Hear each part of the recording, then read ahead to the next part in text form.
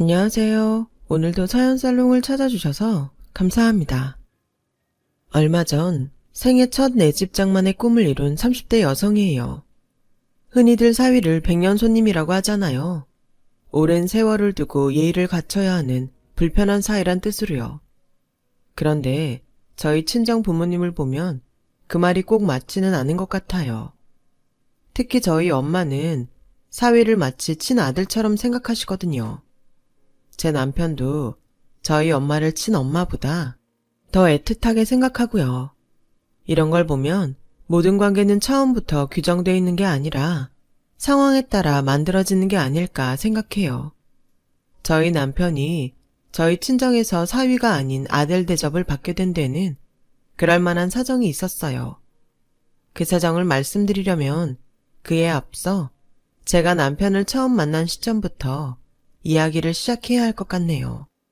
남편과 제가 처음 만난 건 고등학교 1학년 때였어요. 춘천 토박이로 살던 저희 가족은 아빠가 서울에 있는 회사로 이직을 하시면서 서울로 이사하게 됐어요. 그렇게 서울살이가 시작되었죠. 서울은 명절에 큰 아버지 댁에 가거나 친척 결혼식이 있을 때 몇 번 가본 게 달아서 제게는 생소한 곳이었어요. 게다가 초등학교 때부터 같이 다니던 정든 친구들과 헤어져 낯선 학교로 전학을 하다 보니 처음엔 적응이 쉽지 않더라고요. 같은 서울 지역 출신이 아니라서 더더욱 그랬는지도 모르겠네요. 왕따까지는 아니었지만 입학 후 학기가 시작된 지 한참 지난 시점에 전학을 간 거라서 이미 아이들은 무리가 지어진 상태였고 뒤늦게 그 안에 끼어들 틈이 없었거든요. 매일 밥도 혼자 먹고 등하교 때도 혼자 다닐 수밖에 없었죠. 그때 처음 제게 말을 걸어준 친구가 바로 지금의 제 남편이에요. 남편은 우리 반 반장으로 공부도 체육도 잘하는 만능 모범생이었어요. 키도 크고 얼굴도 잘생겨서 여학생들 사이에서도 인기가 많았죠.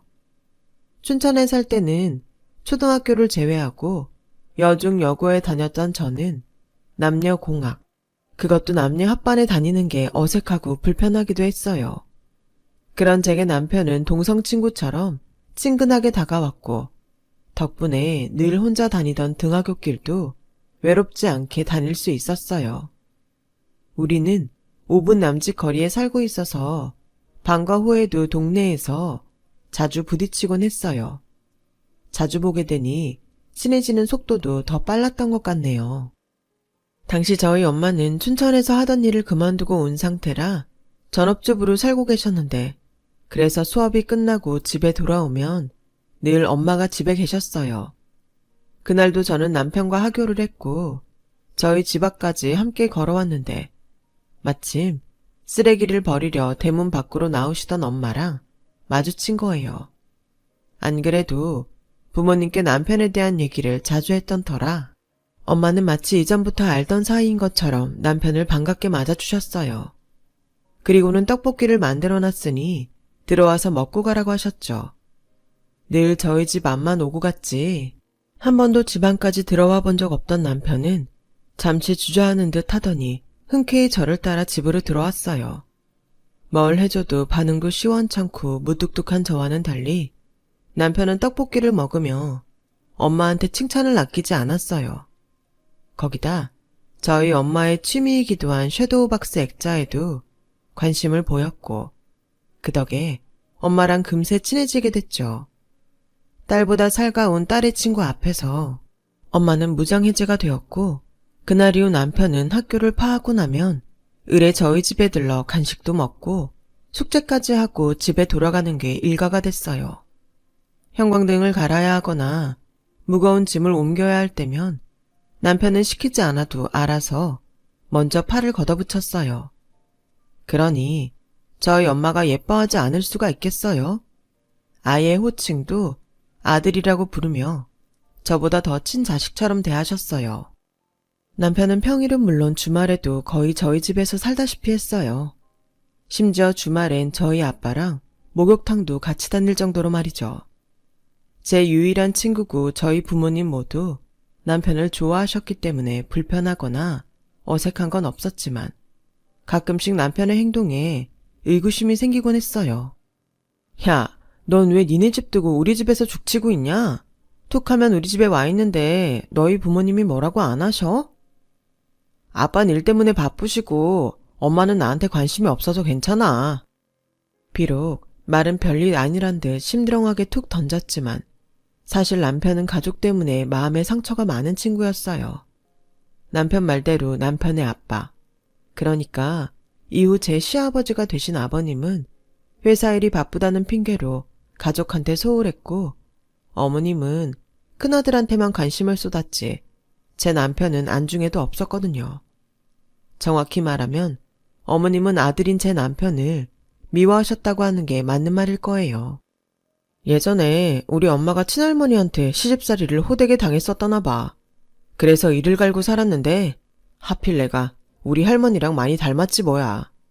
그 덕에 할머니 사랑은 많이 받았는데 엄마 사랑은 못 받았어. 자신이 세상에서 제일 싫어하는 사람을 닮은 아들이 예쁘게 보일 리 없잖아. 반면에 형은 외탁을 해서 엄마가 엄청 예뻐하시지. 어릴 땐 그게 서러웠는데 하도 당해서 그런가 지금은 그냥 그런가 보다 하고 살아. 저는 외동딸이라 그런 걱정 없이 살았는데 남편 얘기를 들어보니 자기를 낳아준 엄마한테 미움받는 애도 있구나 싶었어요. 물론 저로선 상상이 안 됐지만요. 아무리 미운 시어머니를 닮았다고 해도 아들은 아들인데 말이에요. 거기다 한 배에서 난 형은 엄마 사랑을 독차지하고 있다니 정말 안 됐더라고요. 아무튼 그 시절 남편은 엄마한테 못 받은 사랑을 저희 엄마를 통해 대신 받으며 살았던 것 같아요. 저희 집은 아들이 없어서 부모님이 남편을 아들처럼 여기셨거든요. 고등학생 시절 내내 붙어 다녔던 우리는 대학에 들어가서야 처음으로 떨어져 지내게 되었어요. 남편은 공부를 잘해서 2호선을 타고 명문대에 다녔고 저는 서울 끝자락에 붙어있는 여대에 다니게 됐거든요. 하지만 학교는 달라졌어도 노는 건 늘 함께였어요. 제가 거의 남편네 학교에서 살다시피 했거든요. 오죽하면 남편 후배들이 저를 자기네 학교 선배인 줄 알았을 정도였죠. 제가 남편 학교에 내 집 드나들듯 다녔던 데에는 몇 가지 이유가 있는데 그중 하나는 저희 집에서 가깝다는 거였고 다른 하나는 남녀공학이란 점이었어요. 한참 이성에 관심이 많았던 때라 남자친구 한번 만들어 보겠다고 그랬던 거였죠. 그리고 그 노력은 얼마 지나지 않아 결실을 맺었어요. 남편네 학교에 다니던 복학생 오빠랑 사귀게 되었거든요. 왜 연애를 하다 보면 주변 친구들한테 소홀해지기 마련이잖아요. 그땐 저도 그랬어요. 1년 365일을 늘 같이 붙어 다니던 남편을 떼어놓고 남자친구랑 둘이서만 돌아다니게 됐으니까요. 남자를 처음 사귀어 보는 거라 어떻게 연애를 해야 하는지 몰랐던 저는 내 기분과는 상관없이 남자친구한테 끌려다니기 바빴고 그러다 보니 성적은 떨어지고 정신적 스트레스도 날로 높아졌어요. 거기다 남자친구가 나 몰래 양다리를 걸치고 있다는 사실을 알게 되면서 최악의 상황을 맞이하게 되었죠. 그러던 어느 날이었어요. 남자친구가 전화를 했더라고요. 그리곤 평소 거만하던 말투와 달리 살살 기는 목소리로 미안하다고 사과를 하지 뭐예요. 불과 이틀 전까지만 해도 적반하장격으로 모든 걸 제 탓으로 돌리며 당당하던 놈이 말이에요. 그런데 얼마 뒤 남자친구가 사과한 이유를 알게 되었어요. 바로 제 남편 때문이었죠. 저의 한심한 연애사를 곁에서 쭉 지켜봤던 남편은 제가 남자친구의 배신으로 시리에 빠져있는 걸 보자 그 길로 제 남자친구한테 찾아가 반쯤 죽여놨던 모양이었어요. 그런데 웃긴 건 남자친구한테 자기가 제 오빠라고 했다는 거 있죠. 한 번만 더 내 동생 눈에 눈물 나게 하면 가만 안 둔다고 했다나요? 그 얘기를 듣는데 어이없으면서도 정말 이런 오빠가 있었으면 좋겠다는 생각이 들었어요. 남편 말대로 그때까지 저희는 의남매 같은 사이였어요. 남편이 1학년을 마치고 군입대를 했을 땐 저랑 저희 부모님이 음식을 싸들고 면회를 다닐 정도였으니까요. 얼마나 자주 갔는지 같은 내무반 사람들은 저희가 진짜 남편과 가족 관계인 줄 알았을 정도였죠. 그 얘기는 그만큼 남편 가족들이 면회를 안 왔다는 반증이기도 했어요. 100일 휴가를 나왔을 때도 남편은 자기네 집이 아닌 저희 집에 먼저 찾아왔고, 군복무 기간을 마치고 제대를 할 때도 저와 저희 부모님이 부대 앞까지 마중을 갔을 정도예요. 이쯤 되면 진짜 아들이라고 해도 과언이 아닐 거예요. 남편이 군복무 때문에 휴학을 하느라 제가 먼저 대학을 졸업하게 됐고 취업 전선에도 먼저 뛰어들게 됐어요. 하지만 100통이 넘는 이력서를 넣고도 다 떨어진 저는 폐전병처럼 너덜너덜해진 상태였죠. 그러다 마지막 한 곳에서 합격했다는 연락이 와서 취업에 성공했어요.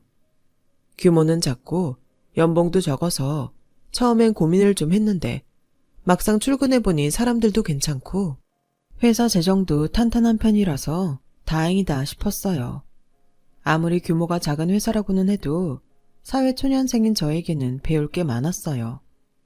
복사하는 법부터 품위서를 작성하고 제출하는 것까지 하루하루가 배울 것 투성이었죠.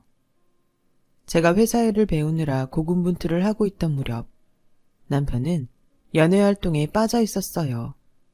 남편보다 1살 어린 후배였는데 음대에서 비올라를 전공하는 친구였죠. 예원학교 예고를 거쳐 음대에 들어온 예술계 엘리트생이었어요. 집도 꽤 잘 살아서 대학생 신분에 자차를 끌고 다닐 정도였죠. 아, 여자친구 사귀는데 이렇게 돈이 많이 들 줄은 몰랐어. 만나서 밥 먹고 영화 보고 저녁 한 끼 먹고 나면 한 달 용돈이 사라진다니까. 가회를 몇 개 늘리던지 해야지. 이러다가 파산할 판이야. 여자친구한테 같이 부담하자고 그래. 어떻게 너 혼자 그 돈을 다 감당하냐? 게다가 여자친구네 부자라며. 어떻게 그러냐? 안 그래도 개차 얻어 타고 다니는 것도 쪽팔린데. 아, 하늘에서 돈 안 떨어지나. 데이트 비용 버느라 과외도 서너 개나 뛰고 여자친구한테 연락 올 때마다 밥 먹다가도 달려나가는 남편을 보니 은근히 짜증이 나더라고요. 나랑은 떡볶이 값도 반띵을 하던 놈이 지 여자친구한테는 1,000원짜리 한 장 안 쓰게 하는 걸 보니 같은 여자로서 부럽고 화가 났어요. 그때서야 알게 되었네요. 제가 남편을 단순한 이성친구가 아닌 내 남자로 인식하고 살았다는 것을요. 그래서 마치 내 남자를 딴 여자한테 빼앗긴 사람처럼 샘을 냈던 거죠.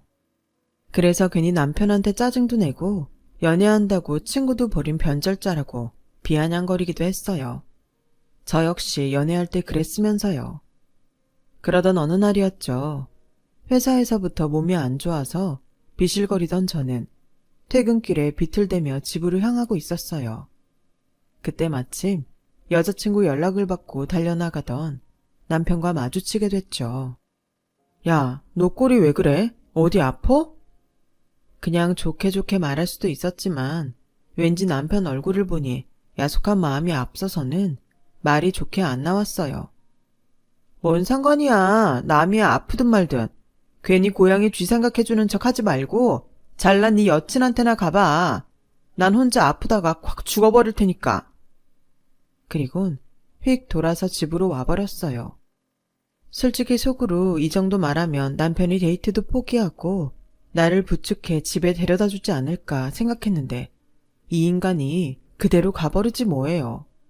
그땐 정말 아픈 몸보다 마음이 더 아프더라고요. 그렇게 훌쩍이며 침대에 누워있는데 거실에서 엄마 목소리가 들리더라고요. 아들, 요즘 왜 이렇게 얼굴 보기 힘들어? 공부하느라 바빴어? 엄마, 죄송해요. 앞으로는 자주 올게요. 근데 윤정이는 방에 있어요? 아까 전철역 앞에서 보니까 감기에 걸렸는지 상태가 안 좋더라고요. 약 사왔는데 벌써 자는 건 아니겠죠? 그 말에 눈물이 싹 가시더라고요. 그래서 얼른 눈물을 닦고 자는 척 연기를 했어요. 그날 밤 남편은 제 옆에서 이마에 물수건을 갈아주며 한참을 앉아있다가 돌아갔어요. 그리고 며칠 뒤 엄마를 통해 남편이 여자친구와 헤어졌다는 얘기를 들었어요. 원인은 다름 아닌 바로 저였죠. 평소 남편과 제 사이를 불안해하던 여자친구는 종종 남편한테 자기랑 저 둘 중에 누구를 선택할 거냐는 질문을 하곤 했는데 그날도 그랬던 거예요. 자기야, 나랑 윤정 씨랑 물에 빠지면 누구 먼저 구할 거야? 그야 당연히 윤정이지. 자기는 수영을 잘하지만 윤정이 물공포증이 있어서 수영은커녕 겁에 질려서 먼저 죽어버릴걸? 그 말에 여자친구는 불같이 화를 내곤 앞으로 그만 만나자고 하더래요. 다른 것도 아니고 나 때문에 헤어졌단 사실에 그 길로 남편을 찾아갔어요. 이 멍청아, 그럴 땐 친구가 아니라 애인을 택한다고 했어야지. 세상에 어떤 여자가 나 말고 친구를 먼저 살린다는데 좋아하겠냐? 여자가 그런 질문을 했을 땐 현실적인 대답을 듣고 싶은 게 아니라 내 남자가 오직 나만을 사랑한다는 걸 확인하고 싶었기 때문이야. 그런데 그딴 소리라다니? 너 정말 눈치가 있긴 한 거니? 그럼 넌 어떻게 생각해? 내가 너 말고 선미를 먼저 구해도 아무렇지 않겠어? 생각지 못한 남편의 질문에 전 그만 말문이 막혀버렸어요. 솔직한 심정으로 남편이 나를 먼저 구해주길 바랬거든요. 남편은 진지한 표정으로 말했어요. 아무리 생각해도 난 널 먼저 구하고 싶어. 내가 이 질문의 의도를 몰라서 그렇게 대답한 게 아니라 나는 내 마음에 솔직했던 거야. 그래서 선미한테 차이려고 일부러 솔직하게 대답한 거였고 너도 대답 못하는 걸 보니 나랑 같은 마음인 것 같은데 아무래도 우리 친구는 그만하는 게 좋겠다. 그냥 오늘부터 사귀자. 17에 만나 26이 돼서야 우리는 서로의 마음을 확인할 수 있었고 의남매가 아닌 연인이 됐어요. 저희 엄마는 아들을 잃은 심정이라며 혹여 사귀다 헤어지면 내 손에 죽을 줄 알라며 장난을 치셨어요. 얼마 뒤 남편은 졸업을 앞두고 취업에 성공했어요. 역시나 명문대 출신에 스펙까지 좋아서 그런가 대기업에 단번에 척 붙더라고요. 하지만 대기업이든 중소기업이든 신입사원의 첫 회사 생활은 힘들긴 마찬가지였어요. 모든 게 생소하고 하루하루가 실수 연발이니까요. 그래서 사회 선배인 제가 많은 지도 편달을 해두었죠. 친구에서 연인이 되자 남편은 자기가 데이트 비용을 다 대려고 하더라고요. 이전 남편의 연애 때 돈 때문에 마음고생을 했던 걸 아는 저는 차라리 데이트 비용 통장을 만들자고 했어요. 똑같이 돈을 넣어두고 쓰면 서로에게 부담도 안 되고 좋지 않겠냐고요. 처음엔 싫다고 하던 남편은 첫 월급을 타자 통장에서 스치듯 사라지는 돈을 확인하곤 군말 없이 데이트 통장을 만들었어요. 그렇게 3년 넘게 연애를 하는 사이 데이트 통장 외에도 통장이 더 생겼는데 바로 결혼 통장이었죠. 아무리 눈 씻고 찾아봐도 이보다 마음이 잘 맞는 사람이 없다는 걸 깨달은 우리는 연애 1년 차에 접어들면서 결혼 약속을 했거든요. 부모님들께 손 안 벌리고 우리 돈으로 결혼해서 10년 안에 내 집 마련에 성공하는 게 우리 부부의 야무진 꿈이었어요.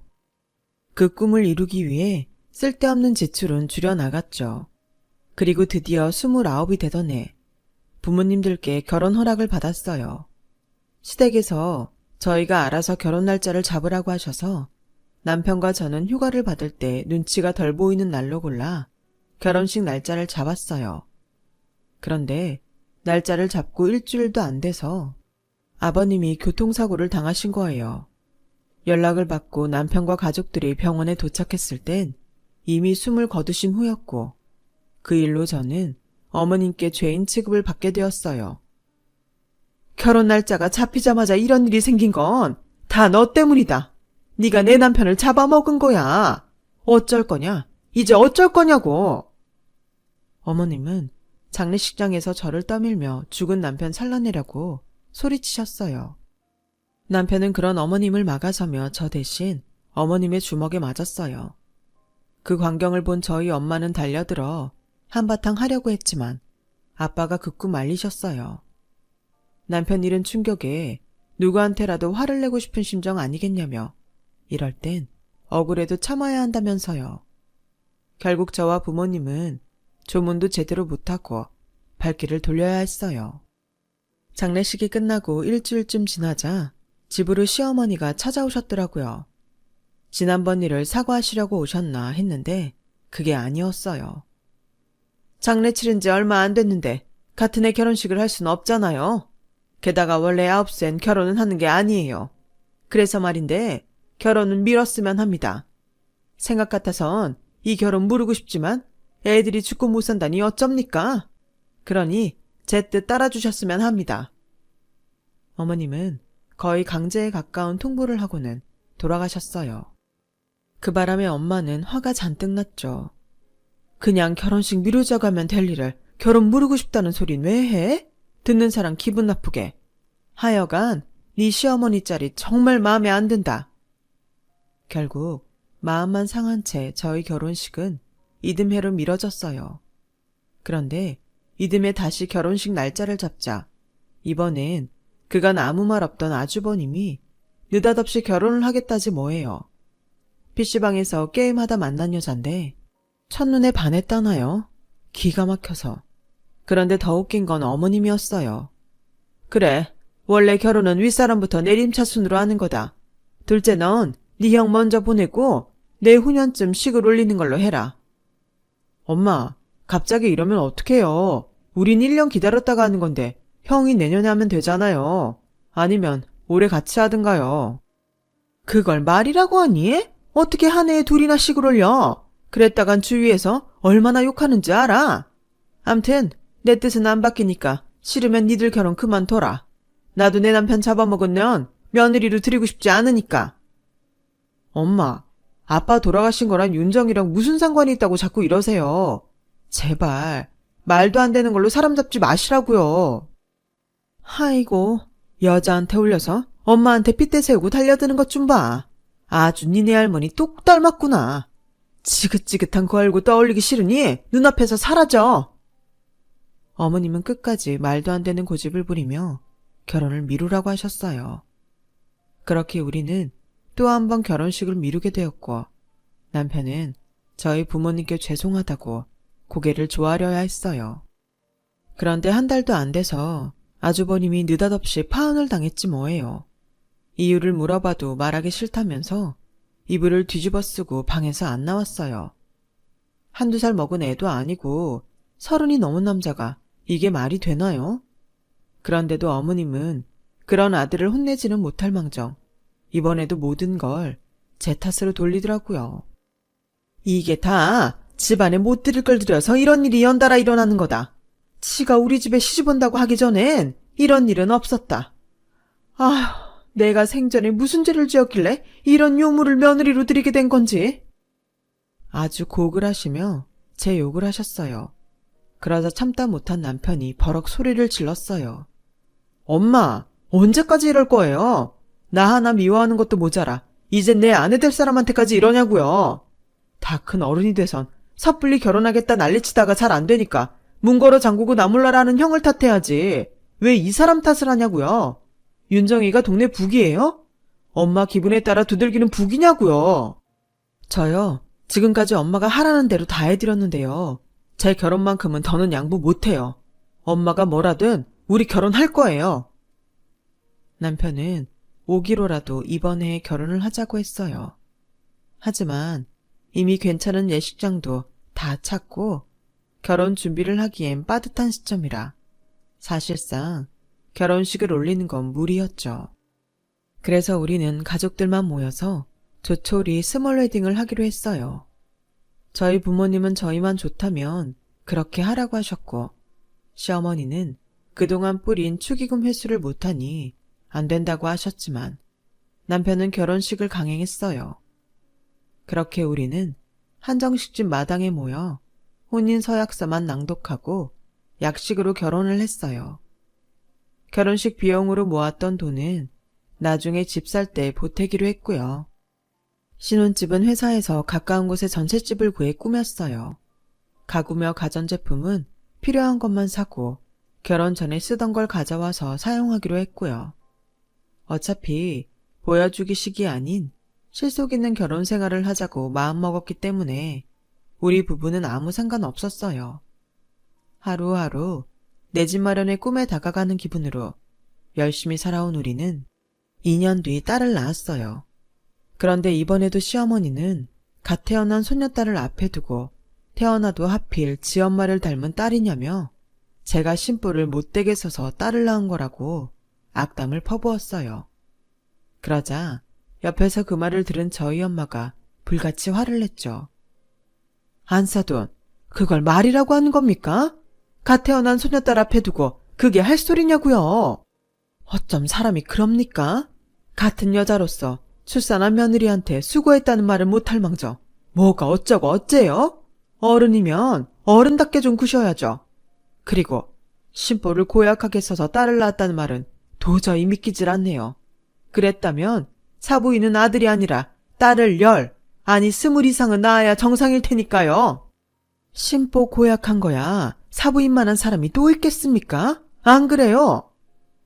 수술 부위가 땡겨서 아파 죽겠는데 친정엄마랑 시어머니가 앞에서 고래고래 소리를 질러가며 싸우니 정말 미칠 것 같았어요. 그래서 그러면 안 되는 줄 알면서도 소리를 빽 질러버렸어요. 그만하고 다들 나가세요. 싸울 거면 다시는 오지 마시라고요. 그제야 두 어머니는 입을 다물고 차례로 병실을 나가셨어요. 남편은 제 눈치만 살필 뿐이었고요. 끝도 없이 이어질 것 같은 육아에 심신이 무너져버릴 것 같았지만 육아휴직 기간이 끝나고 복직을 하고 나니 차라리 집에서 육아만 할 때가 좋았다는 생각이 들더군요. 친정엄마 도움을 받고는 있지만 퇴근 후에도 이어지는 육아에 몸이 천근만근이었거든요. 그건 남편도 마찬가지였을 거예요. 남편도 똑같이 육아와 살림을 나눠서 했으니까요. 그렇게 1년이 지나고 딸아이 돌잔치를 하게 되었어요. 결혼식은 제대로 못했지만 아이 돌잔치는 제대로 해주고 싶은 마음에 엄마들 사이에서 입소문이 난 곳으로 장소를 정했어요. 다행히 별탈 없이 식이 진행됐고 돌잡이 순서가 되었어요. 그런데 이번에도 시어머니가 잔치상에 흙을 뿌렸지 뭐예요. 아가, 넌 딴 거 말고 돈을 잡아라. 네 엄마 닮아서 못생겼으니 돈이라도 많이 벌어서 성형수술 해야 하니까 어서 돈, 노란색 돈 집으라고.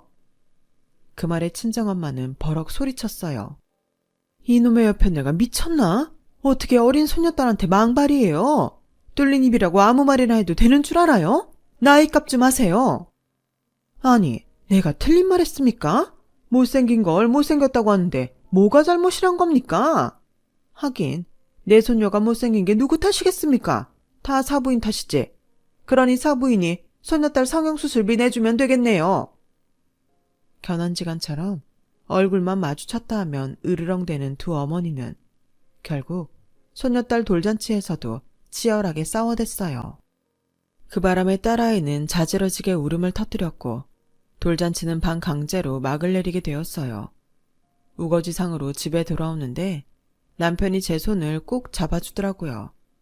그 바람에 참았던 눈물이 쏟아졌어요. 말도 많고 탈도 많은 결혼 생활이 이어지는 동안 저와 남편은 서로를 의지하며 버티는 수밖에 없었어요. 세월이 흘러 딸아이가 5살이 되었을 무렵이었어요. 40이 넘은 아주버님이 드디어 장가를 가시게 된 거예요.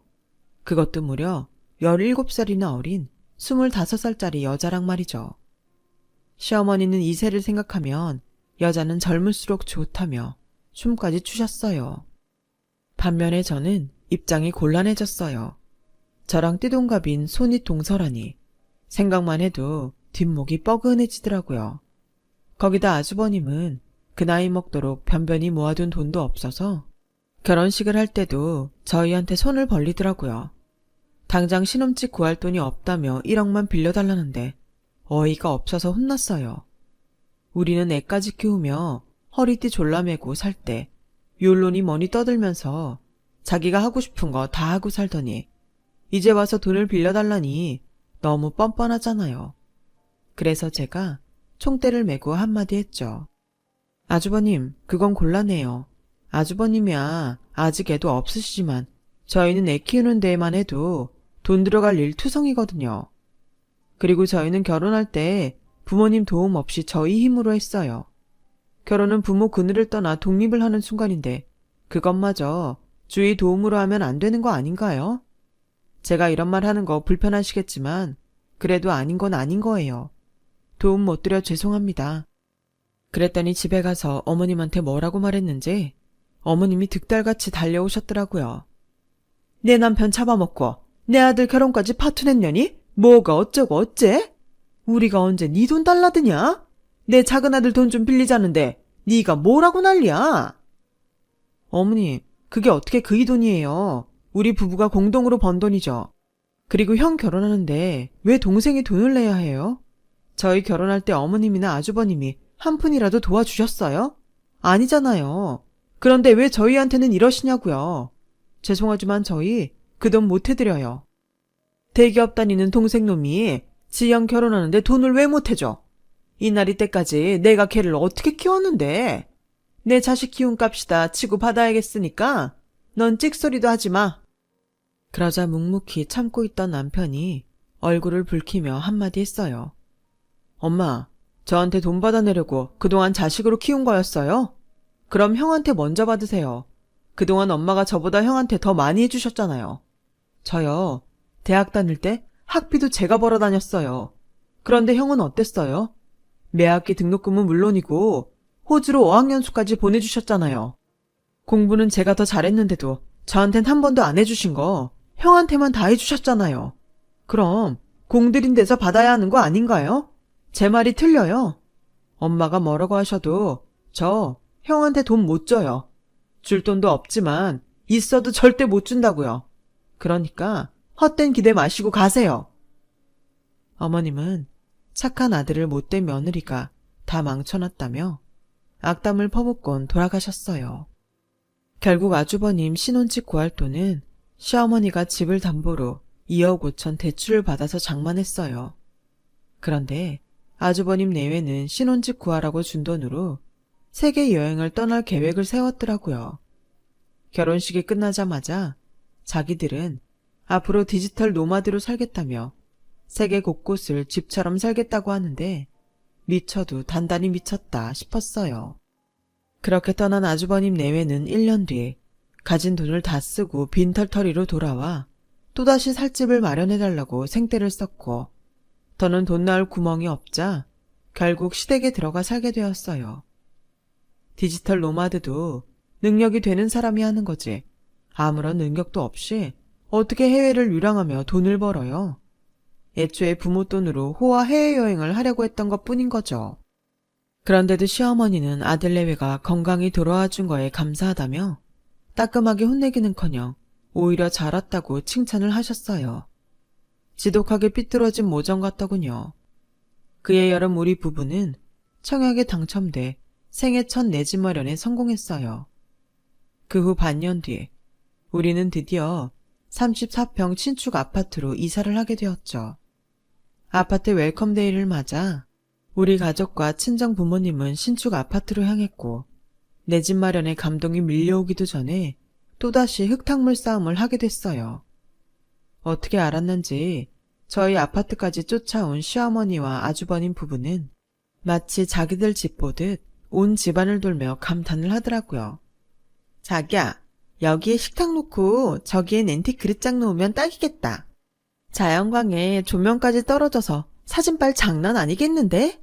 어머, 저 방은 우리 애기 방으로 하면 딱이겠네? 여기다 침대 놓고 천장에 모빌 달면 되겠다. 그치? 어린 손이 형님은 만삭의 몸으로 구석구석을 살피며 떠들어댔고 아주버님은 그 옆을 따라다니며 맞장구를 치기 바빴어요. 저희 부부와 친정 부모님은 이게 다 무슨 소린가 싶었죠. 그때 시어머니가 그러는 거예요. 집터가 좋은 게 우리 집 장손이 살기엔 딱이겠구나. 그러자 손이 형님이 저한테 찰싹 달라붙으며 그러는 거예요. 동서, 이 집 양보해줘서 고마워. 대신 우리가 여기서 이쁘게 살게. 그게 무슨 소리예요? 집을 양보하다니요. 누가 그래요? 저흰 그런 말 한 적 없어요. 그럴 생각도 전혀 없고요. 우리가 이 집을 마련하느라 10년간 얼마나 고생을 했는데 그런 소리를 해요? 절대 안 돼요. 꿈도 꾸지 마세요. 얘, 넌 어떻게 나이를 먹어도 심보가 그 모양이냐? 우리 큰애가 이 집안 대를 이을 아들을 낳을 참인데 고작 딸밖에 못 낳은 네가 집 정도는 양보해 줄 수도 있는 거 아니냐? 어떻게 나이 살 먹은 애가 어쩌면 그렇게 아량이 없어. 네가 이러니까 내가 너한테 좋은 말이 안 나오는 거야. 잔소리 말고 니들 내 집에 들어와 살고 이 집은 큰애한테 넘겨라. 어차피 나 죽으면 내 집은 니네가 가지면 되는데 뭐가 문제야? 되도 않는 소리에 기가 차서 말도 안 나오더라고요. 이놈의 할망구가 노망이 들었나? 이게 지금 말이야 방구야? 내 딸이랑 사위가 뼈 빠지게 벌어서 장만한 집을 부모 등골 빼먹고 사는 덜 떨어진 형한테 주라니. 어디서 이런 개떡 같은 소리를 하고 자빠졌어? 애미가 돼선 이 좋은 날 고작 그딴 소리 하려고 여기까지 온 거야? 정신 빠져도 단단히 빠졌네. 말이 났으니 말인데 그쪽 사는 집 팔아도 나올 것도 없어. 이미 큰아들 신혼집 마련해준다고 담보대출로 다 빼먹어놓고 뭐가 남았다고 집 준다 생색을 내? 껍데기밖에 없는 집을. 쉰소리 말고 저것들 데리고 이 집에서 썩 나가. 안 나가고 뭐해? 엄마가 시어머니 등을 떠밀자 아주버님이 달려들어 저희 엄마 손을 쳤어요. 그 바람에 엄마는 바닥에 굴렀죠. 엄마가 허리를 잡고 나 죽는다고 소리치자 제 딸이 울음을 터뜨리며 할머니 죽는다고 울먹였어요. 그러자 참고 있던 남편이 폭발했어요. 지금 뭐 하는 짓이야? 당장 우리 어머니한테 사과 안 해? 사과 안 하면 형 고소할 거야.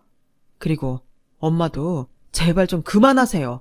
아주 지긋지긋해요.